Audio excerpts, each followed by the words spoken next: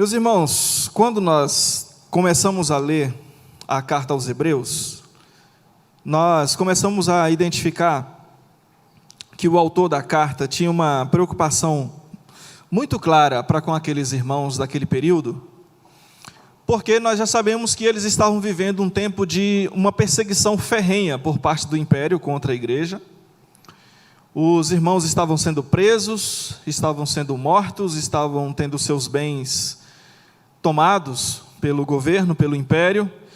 A liberdade deles estava cada vez mais sendo cerceada, retirada. A coisa estava ficando muito difícil, muito complicada para ser cristão naquele período do século I da igreja. Então a situação era muito difícil, nós já acompanhamos isso desde o capítulo 1 da carta, conforme já dissemos antes. E uma decisão que foi notada por parte da igreja perseguida naquele período foi que muita gente estava querendo voltar ao judaísmo. Como cristãos judeus, eles pensaram em voltar para o judaísmo. O raciocínio era simples, pelo menos no primeiro momento.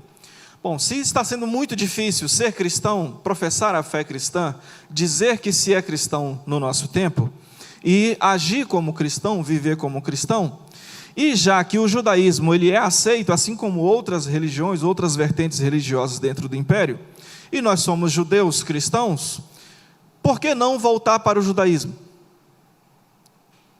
Então, poderia se viver tranquilamente no império, a partir desse tipo de retorno.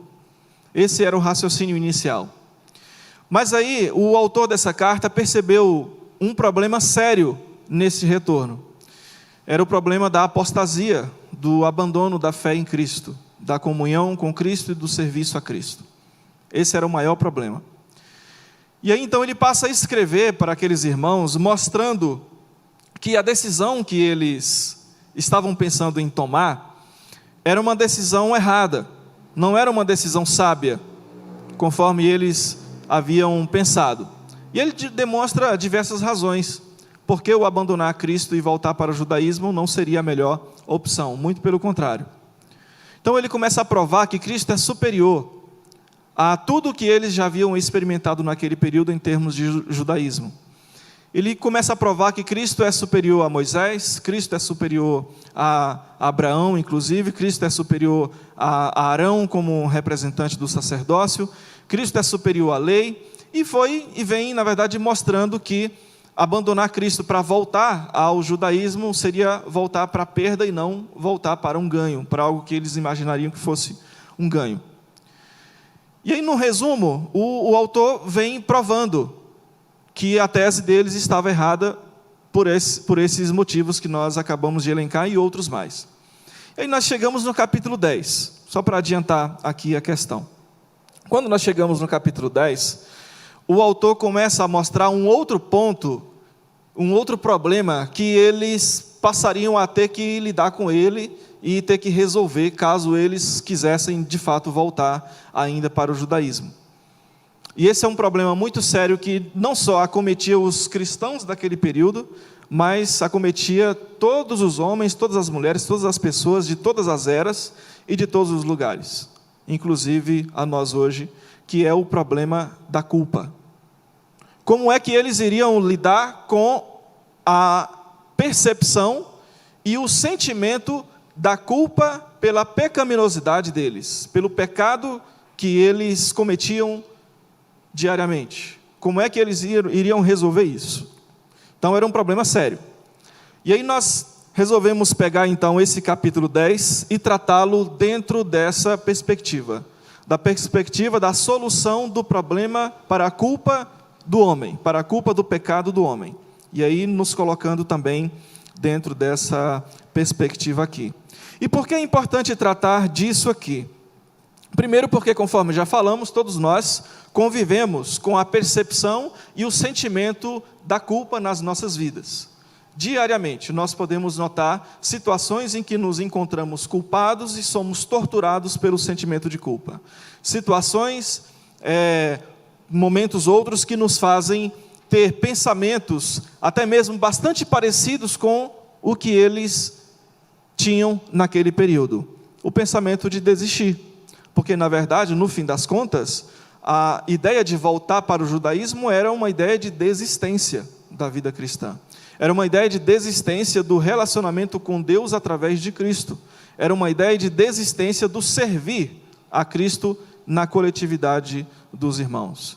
E pelo que tudo indica, eu digo isso porque nós vamos ver ainda no capítulo 10, essa percepção e esse sentimento de culpa estava sim por trás desta decisão e outras que eles haviam tomado com relação a estar em comunhão com os irmãos, porque ele alerta sobre isso lá um pouco mais na frente do capítulo 10, ele diz: não deixei de congregar, como muitos fazem.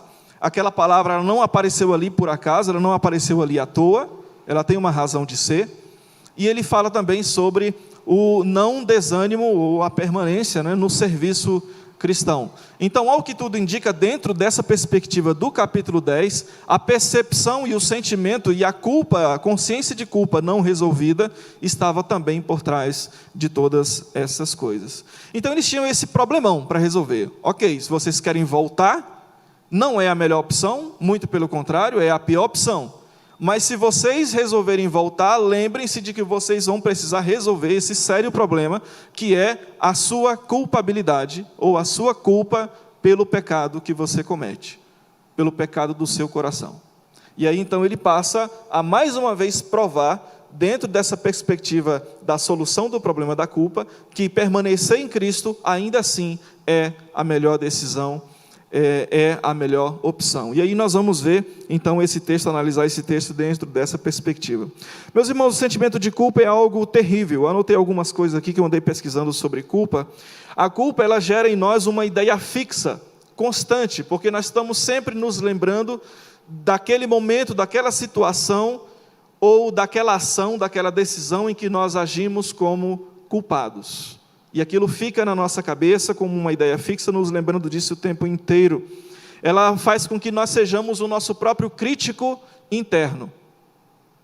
O tempo inteiro nós, às vezes, podemos até nos pegar falando coisas para nós mesmos. Ah, mas você é assim, você é assado, você fez isso, você fez aquilo. Aquele diálogo, famoso diálogo interno que, às vezes, até ele aparece numa voz mais alta, ou pensamentos em voz alta, como nós costumamos dizer.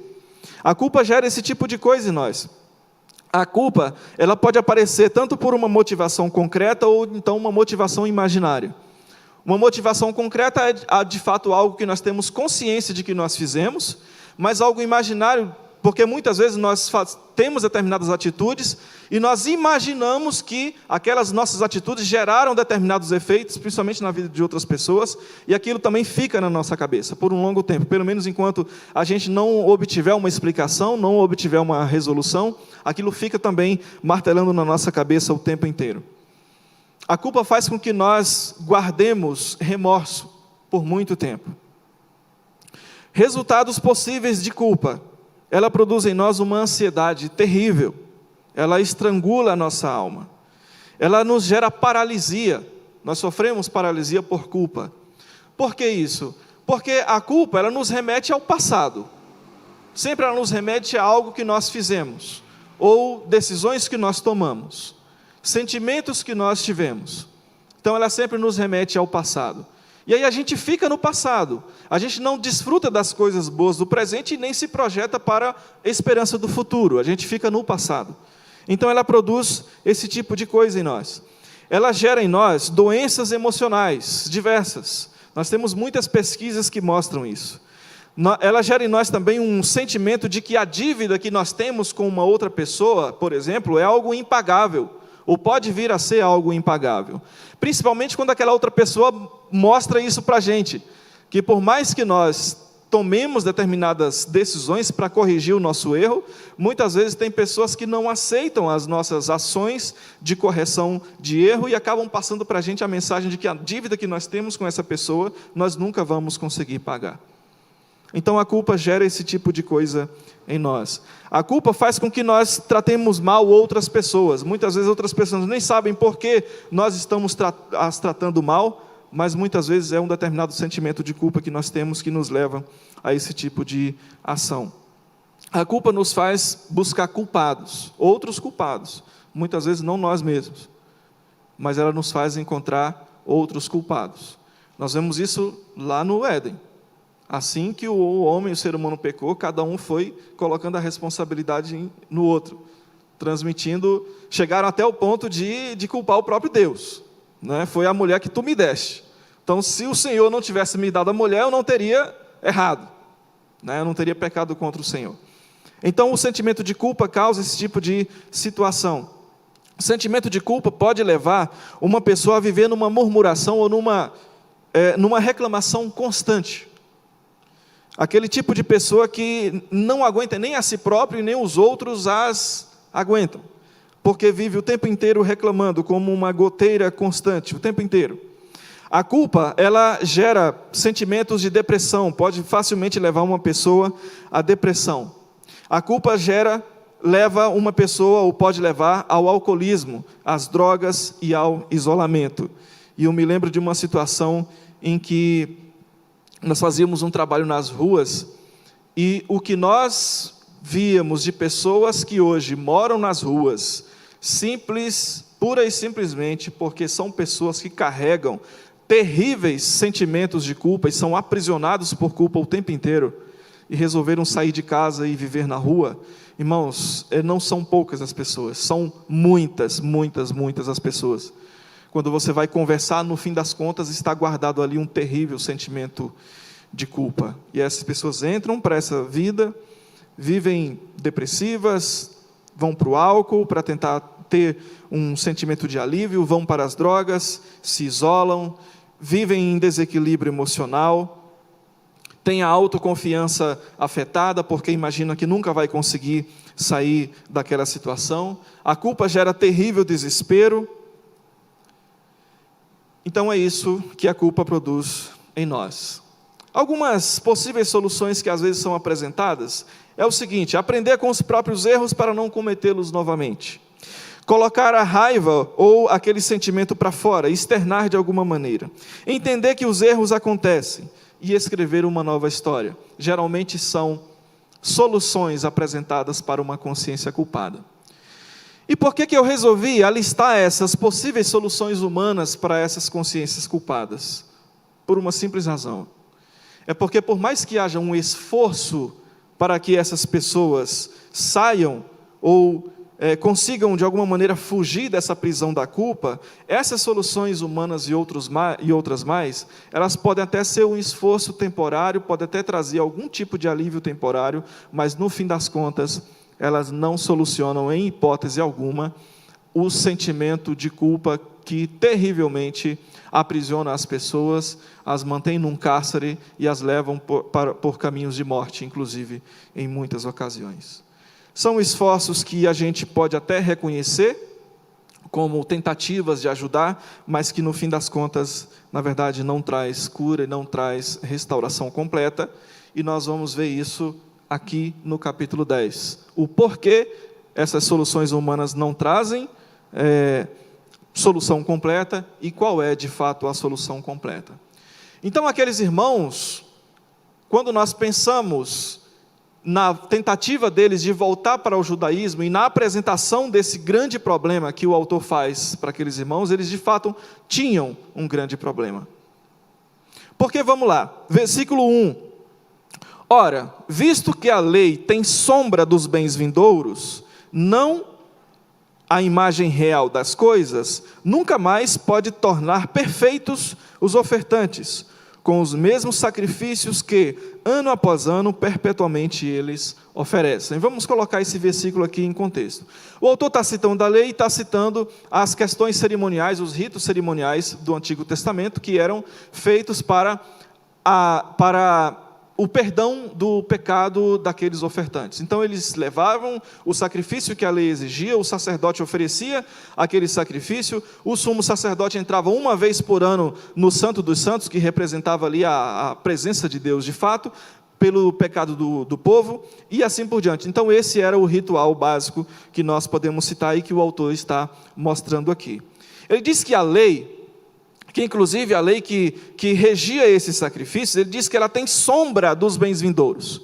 Ou seja, que bens vindouros seriam esses dentro desse contexto de culpabilidade e de perdão? Os bens vindouros aqui poderia ser diretamente o perdão total e de uma vez por todas da vida do cristão, da vida daqueles que agora acreditavam em Cristo. Ele diz que a lei não era suficiente para trazer esse perdão total para a vida do pecador.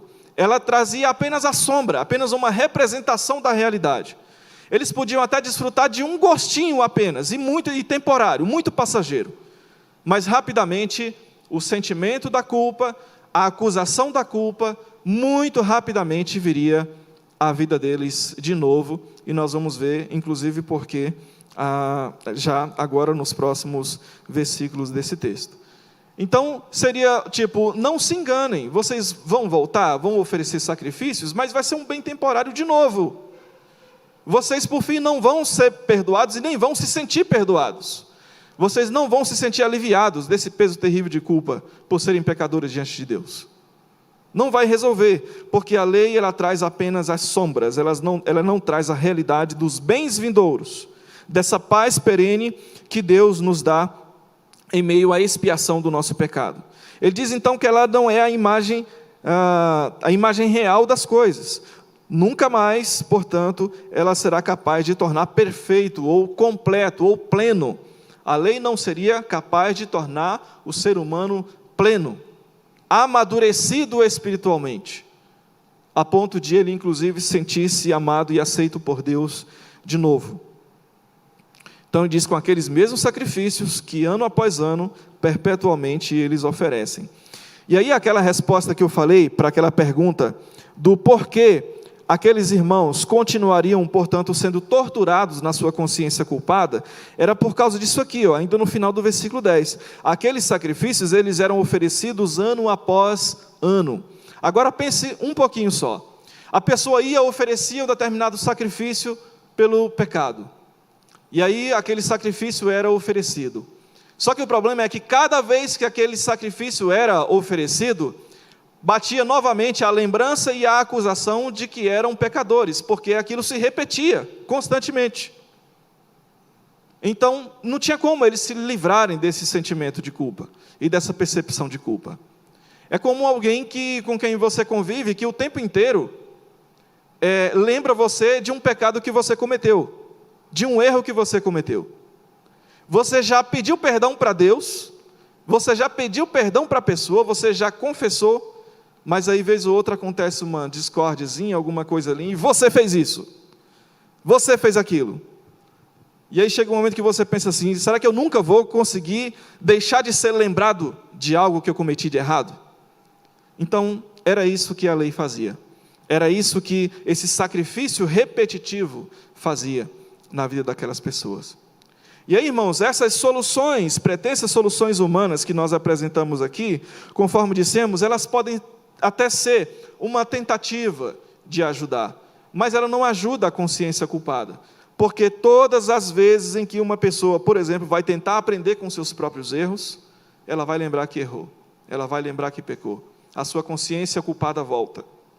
Todas as vezes que ela vai tentar colocar ou externar o seu sentimento ruim causado pela culpa, ela vai se lembrar que errou, vai se lembrar que pecou, vai se lembrar que é pecador, e tudo volta, e assim sucessivamente.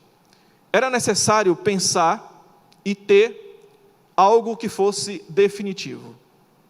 E nós, portanto, precisamos de algo que seja definitivo também. É isso que o autor vem mostrar para esses irmãos. E no versículo 2 ele diz, doutra sorte, não teriam cessado de ser oferecidos, porquanto os que prestam culto, tendo sido purificados uma vez por todas, não mais teriam consciência de pecados. Então ele está argumentando com os irmãos. Vamos lá, se aqueles sacrifícios, eles de fato fossem suficientes para não só aliviar, mas curar uma consciência culpada, vocês concordam comigo que aqueles sacrifícios eles deveriam de fato ser definitivos? Eles deveriam acontecer uma única vez só, e não mais? Então é uma pergunta retórica que o autor faz aqui no versículo 2. Eles não teriam outro caminho a não ser concordar. De fato, aquele sacrifício teria que ser definitivo. E por que ele não é definitivo? Porque ele acontece sempre uma vez por ano. Exatamente porque ele é insuficiente para curar uma consciência culpada. Exatamente porque ele é insuficiente para purificar o pecador. Exatamente porque ele é insuficiente para trazer paz ao coração do pecador. para que o pecador entenda que ele é aceito por Deus independente daquilo que ele faça.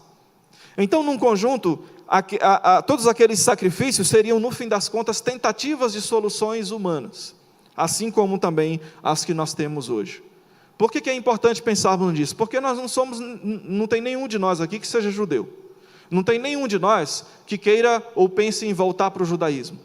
Mas muitos de nós, talvez todos nós, em algum momento da nossa vida, nós vamos ser pegos terrivelmente pelo sentimento de culpa, e ele vai tentar nos fazer desistir da vida cristã, ele vai tentar nos fazer desistir do serviço cristão, ele vai tentar nos fazer desistir da comunhão cristã, e assim por diante. E eu imagino que em algum momento da sua vida você deve estar pensando aí, já aconteceu comigo, porque já aconteceu comigo também. E foi exatamente num desses momentos que, ao lembrar desse texto, eu pude ter, pela graça de Deus, a força necessária para poder prosseguir. E aí é dentro desse sentido que nós estamos raciocinando nesse texto.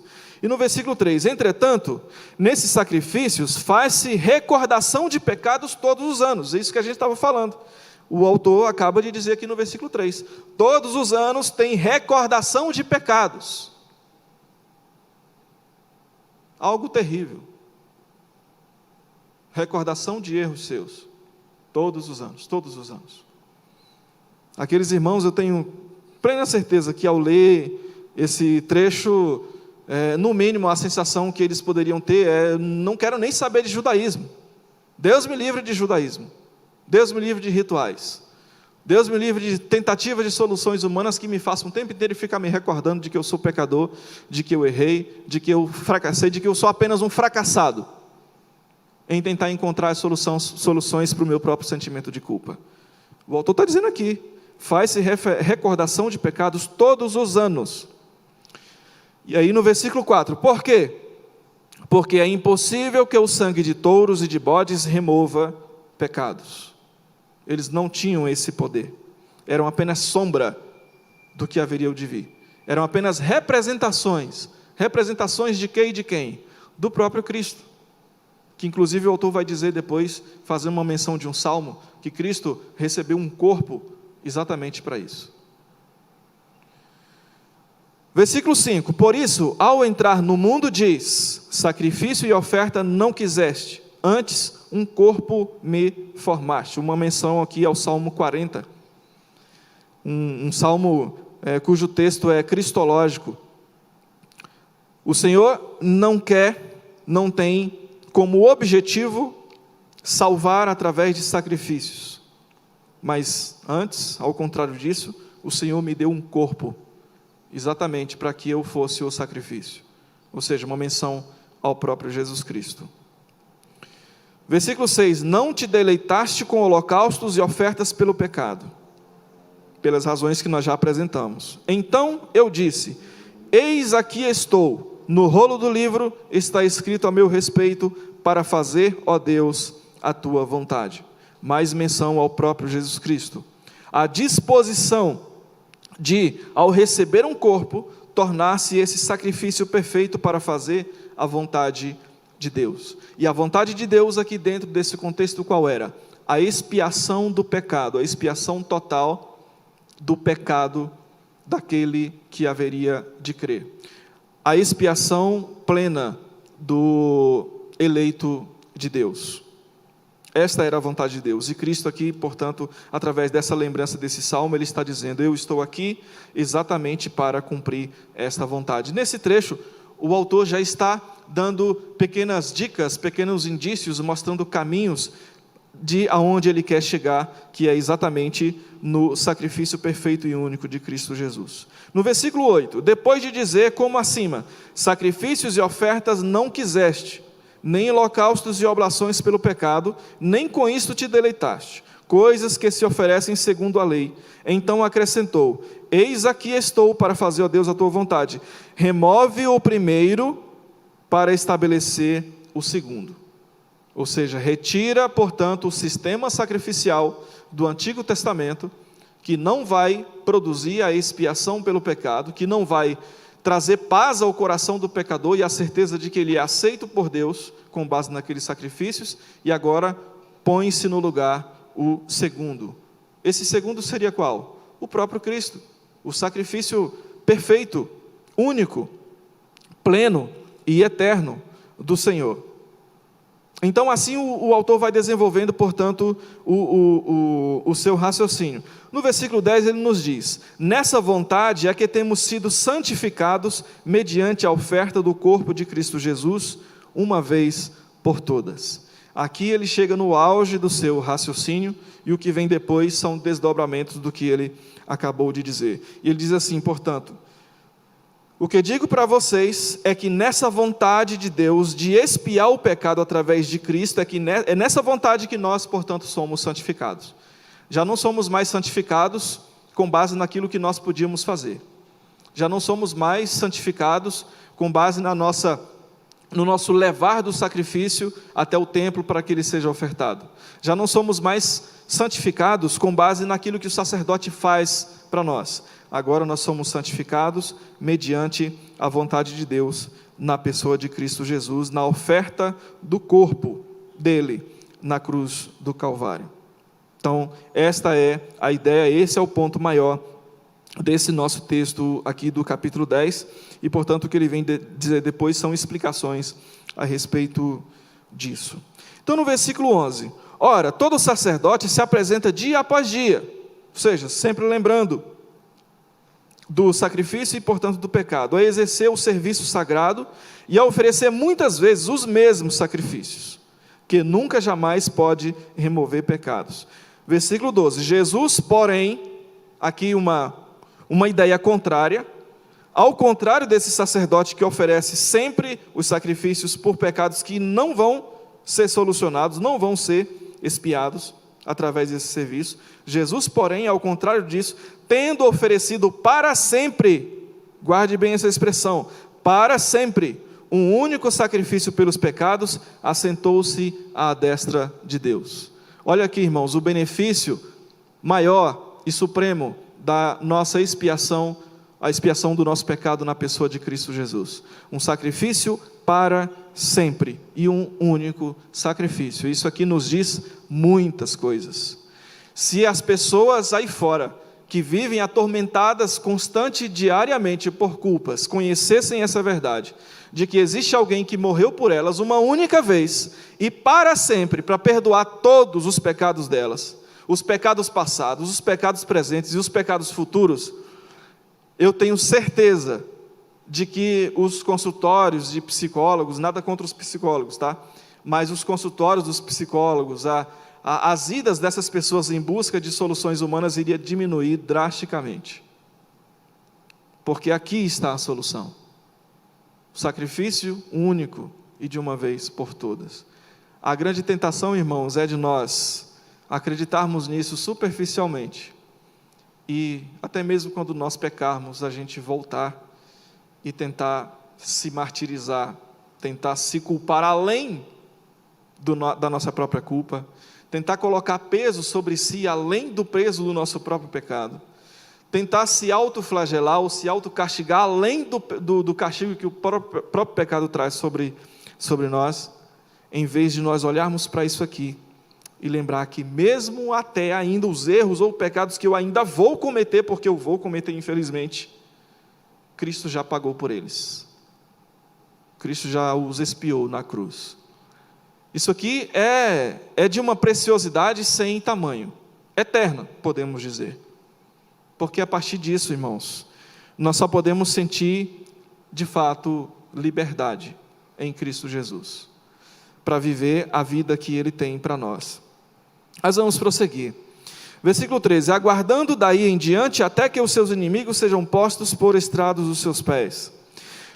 Então, até o fim dos tempos em que o próprio Senhor vencerá tudo e a todos, nós temos essa garantia de vivermos essa liberdade em Cristo, essa liberdade de consciência, porque agora nós temos os pecados, de fato, expiados de uma vez por todas, na pessoa dele. E o versículo 14 ele ainda continua, por que isso acontece? Porque com uma única oferta ele aperfeiçoou, ou ele tornou plenos, tornou completos, para sempre, quantos estão sendo santificados. Aquela completude que aqueles irmãos iriam buscar através dos esforços por meio de sacrifícios, eles encontrariam aqui em Cristo. Agora você está pleno, completo, santificado na pessoa de Cristo.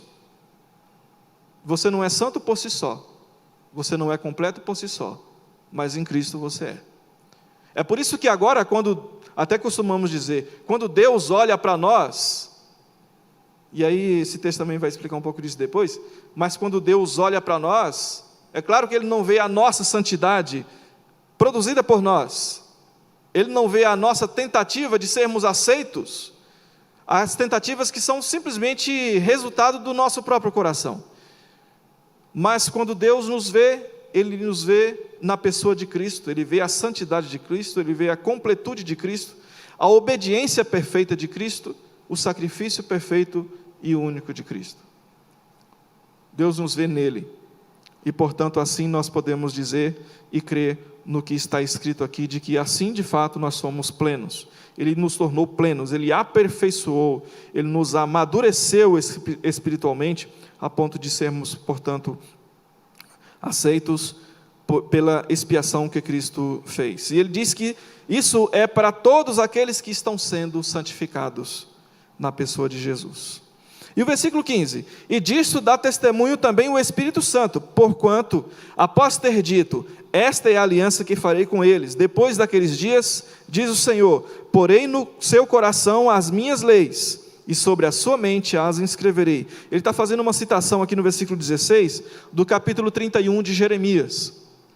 Lá o profeta já havia falado desse tempo, em que o Senhor colocaria no coração do seu próprio povo a sua lei. Eles já não dependeriam mais de algo externo, nesse sentido. Eles já tinham a própria lei impressa no seu coração. A vontade de Deus, a palavra de Deus, a orientação de Deus, para viver a vida que Deus tinha para eles. Eles já não precisavam mais voltar para aqueles ritos prescritos pela lei. Nós também, irmãos, temos a palavra do Senhor impressa no nosso coração. Por causa do que Cristo fez e por causa de quem Cristo é. Aliás, Ele é a palavra. No princípio era o Verbo estava com Deus, o Verbo era Deus. Versículo 17, também acrescenta, também de nenhum modo me lembrarei dos seus pecados e das suas iniquidades para sempre. Veja que a palavra sempre, sempre está aparecendo. Para sempre. O sacrifício de Cristo foi de uma vez por todas, para sempre. E aqui ele diz, os seus pecados eu não me lembrarei mais deles para sempre. Agora imagine, se Deus decidiu não se lembrar dos nossos pecados para sempre, por que nós achamos que devemos nos lembrar dos nossos pecados para sempre? Repetidas vezes. Algo que não faz nenhum sentido, não é isso? Então, irmãos, diante de um texto como esse, acredito que não haveria uma outra postura melhor do que se curvar diante desse Deus de graça e, de fato, louvá-lo para sempre, agradecê-lo para sempre, também para sempre, e servi-lo para sempre.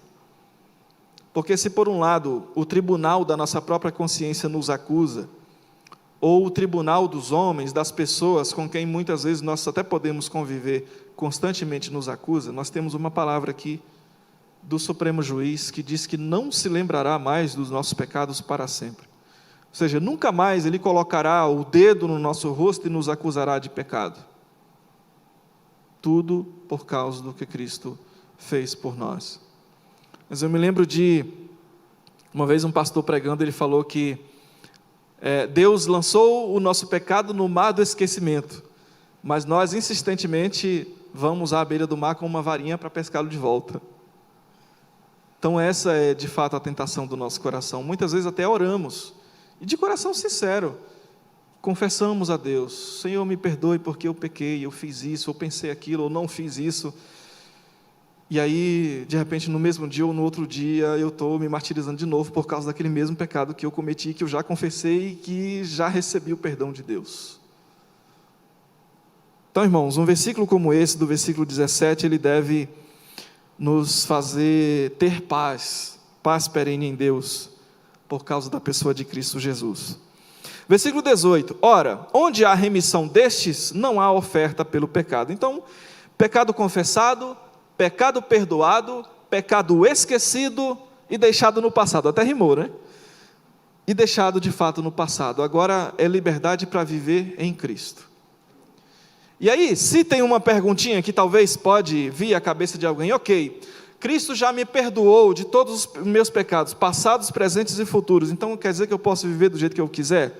Não, nós vamos ver isso um pouquinho mais à frente, tá? Segura a onda aí.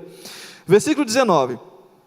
Tendo, pois, irmãos, intrepidez para entrar nos santos dos santos pelo sangue de Jesus, pelo novo e vivo caminho que ele nos consagrou pelo véu, isto é, pela sua carne, e tendo grande sacerdote sobre a casa de Deus, aproximemo-nos com sincero coração, em plena certeza de fé, tendo o coração purificado de má consciência e lavado o corpo com água pura.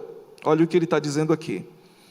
Agora que vocês já têm certeza de que são perdoados em Cristo Jesus, o pecado de vocês foi expiado na cruz, e de uma vez por toda, para todo sempre, agora em vez de ficar tentando voltar para ir lá para o sumo sacerdote, para ele entrar uma vez por ano no Santo dos Santos, agora vocês façam o seguinte: lembrem-se de que vocês têm plena liberdade para entrar com uma coragem ou com uma ousadia confiante, vocês mesmos, na presença de Deus.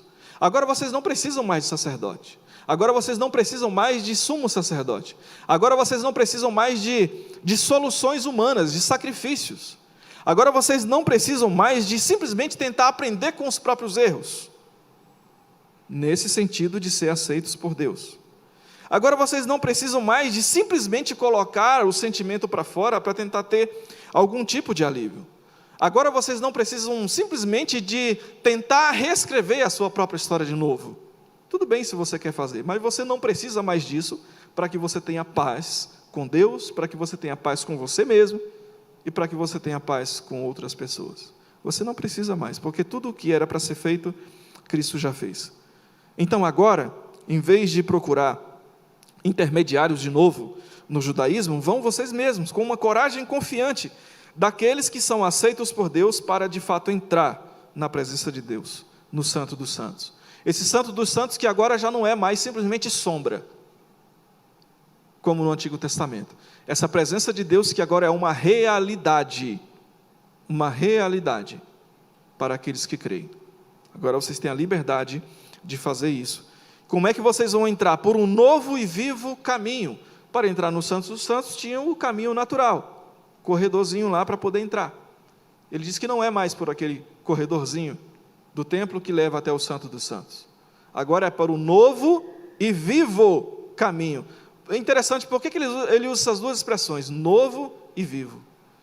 Novo porque já é algo que não se refere mais ao passado, é algo de agora, o próprio Cristo Jesus, o que ele fez.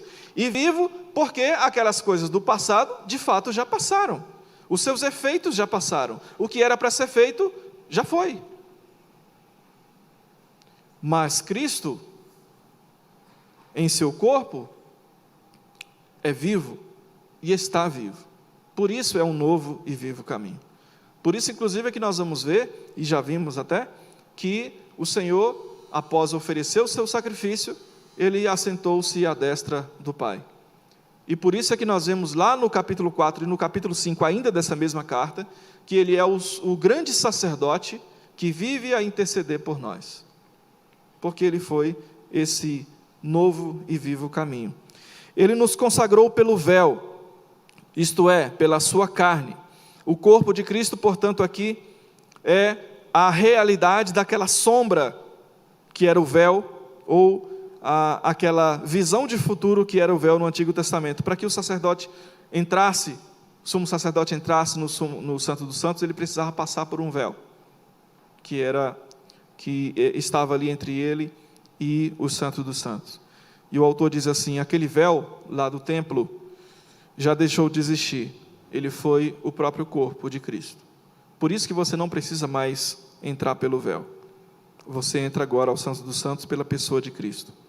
E tendo o grande sacerdote sobre a casa de Deus, e aí ele fala: aproximem-se de Deus com coração sincero e plena certeza de fé, plena certeza de que agora você de fato é aceito, é perdoado, em Cristo Jesus, você é amado, amada em Cristo Jesus, e que nele você tem a sua consciência culpada não só aliviada, mas curada por Ele mesmo. E Ele chama essas pessoas à fé, a acreditar nisso.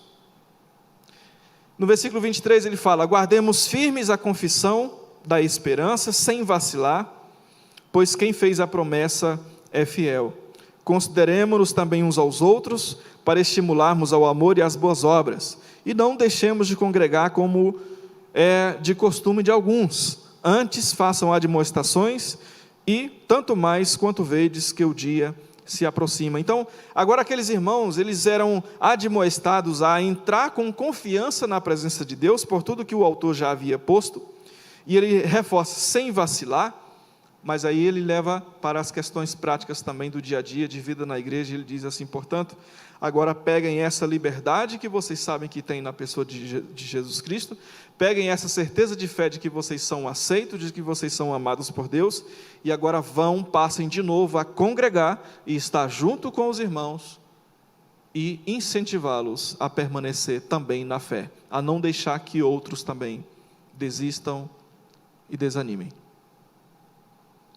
Por isso nós dissemos no início que essa palavra do autor, quando ele reforça a necessidade de estar em comunhão, por isso dizemos que é altamente provável que a justificativa de não congregar não era, naquele tempo, apenas por causa da perseguição, mas por causa de uma consciência culpada ainda não resolvida também, porque a gente sabe muito bem o quanto de desânimo que isso traz, o quanto isso faz com que as pessoas deixem a congregação, deixem a vida de comunhão. Então, essas são admoestações que o autor passa a traçar para os irmãos de uma maneira bem prática. Mas, a partir do versículo 26, e nós já vamos acabar, resolvendo aquele ponto que nós falamos. Então, se eu já sou aceito por Deus, já sou perdoado inclusive dos pecados passados, presentes e do futuro, eu posso viver de qualquer maneira?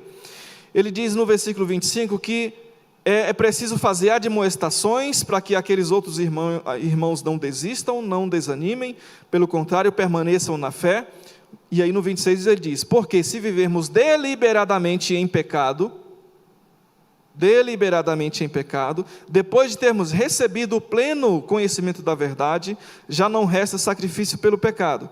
Pelo contrário, certa expectação horrível de juízo e fogo vingador, prestes a consumir os adversários. Então, punição da parte do Senhor, para quem, mesmo depois de ouvir a verdade, depois de saber que se agora está livre em Cristo, para se viver em Cristo, passa a tentar viver em pecado de forma deliberada, transformando, portanto, a graça de Deus em libertinagem. Isso que o apóstolo Paulo fala também num outro texto. E o apóstolo Judas também. Então, quem procurar aproveitar essa situação de liberdade para transformá-la em libertinagem, vai ter problemas, porque vai atrair para si o juízo do próprio Deus, porque o que tem em vista aqui é a apostasia, e aí isso também é importante de ser falado. Não é simplesmente o fato de agora eu e você pecarmos, que nós necessariamente vamos atrair esse tipo de juízo que ele está colocando, mas são as pessoas que, ouvindo essa verdade, sabendo que tem essa liberdade, passam agora a apostatar por vontade própria, por decisão própria. Aí sim se enquadraria aqui nesse testemunho da palavra. Então, irmãos, ele diz que expectação horrível de juízo, sem misericórdia, morre pelo depoimento de 2 ou 3 testemunhas, quem tiver rejeitado a lei de Moisés. Aqui é uma referência a eles que naquele tempo estavam, portanto, fazendo isso de uma forma prática.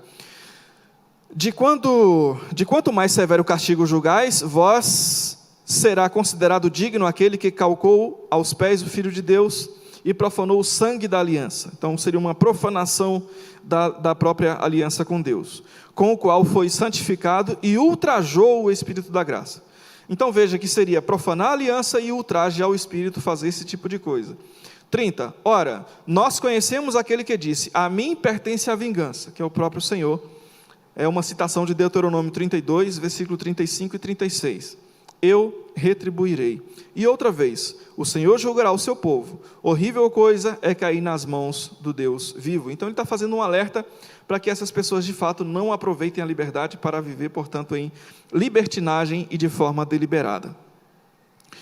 E o nosso restante, nos diz 32 a seguir: lembrai-vos, porém, dos dias anteriores, em que, depois de iluminados, sustentastes grande luta e sofrimentos. Ora, expostos como espetáculo, tanto de opróbrio quanto de tribulações, ora, tornando-vos participantes com aqueles que desse modo foram tratados.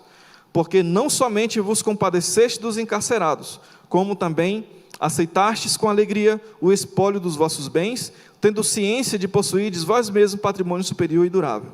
Não abandoneis, portanto, a vossa confiança. Ela tem grande galardão. Com efeito, tendes necessidade de perseverança, para que, havendo feito a vontade de Deus, alcanceis a promessa. Porque ainda dentro de pouco tempo, aquele que vem, virá e não tardará. Uma citação de Abacuque 2. Todavia, o meu justo viverá pela fé. Se retroceder, nele não se compraz a minha alma. Nós, porém, não somos dos que retrocedem para a perdição. Somos, entretanto, da fé para a conservação da alma. Esses últimos versículos que nós lemos falam basicamente de um tempo em que aqueles mesmos irmãos que estavam muito desanimados da fé, queriam voltar para o judaísmo, estavam muito aflitos por causa da sua consciência culpada, eles tiveram um tempo em que eles serviram a igreja, e o trabalho deles tem sido reconhecido aqui. Eles passaram por lutas junto com aqueles irmãos, junto com a igreja. Eles foram inclusive vistos também como espetáculos para o mundo, como opróbrio, como vergonha, e viveram muitas tribulações. Eles também eram pessoas que se compadeceram daquelas pessoas que sofriam, inclusive eles citam encarcerados, e agora queriam voltar. E aí o autor diz: olha, lembrem-se desse tempo em que vocês viveram dessa maneira, e agora voltem não, permaneçam na verdade, e voltem a agir dessa forma, voltem a servir, voltem a se compadecer, voltem a estar em comunhão, voltem a incentivar uns aos outros, e não retornar para algo inútil, que além de não solucionar o problema de vocês, vai afastar vocês cada vez mais daquele que um dia virá. Então, um incentivo para que aqueles irmãos permanecessem servindo a igreja, servindo a Deus, amando aos irmãos e deixando as suas consciências culpadas na mão daquele que perdoou todas as pessoas que ele mesmo havia escolhido, fazendo isso na pessoa de Cristo Jesus. Portanto, irmãos, essa nossa consciência culpada pelo fato de sermos pecadores, nós também não devemos tê-la como motivo para não congregar, para não servir a igreja e para não servir a Deus. Ao contrário, a liberdade que Cristo nos deu no Calvário, de termos a nossa consciência curada nele mesmo, deve nos fazer com que nós avancemos na nossa vida de comunhão com Deus, vida de comunhão com Cristo, vida de comunhão uns com os outros e servindo uns aos outros cada vez mais. Deus nos abençoe. Passei um pouquinho do tempo. À noite temos mais. Alguma coisa a mais, pastor? Falar? Não, né? Terminada então a escola dominical.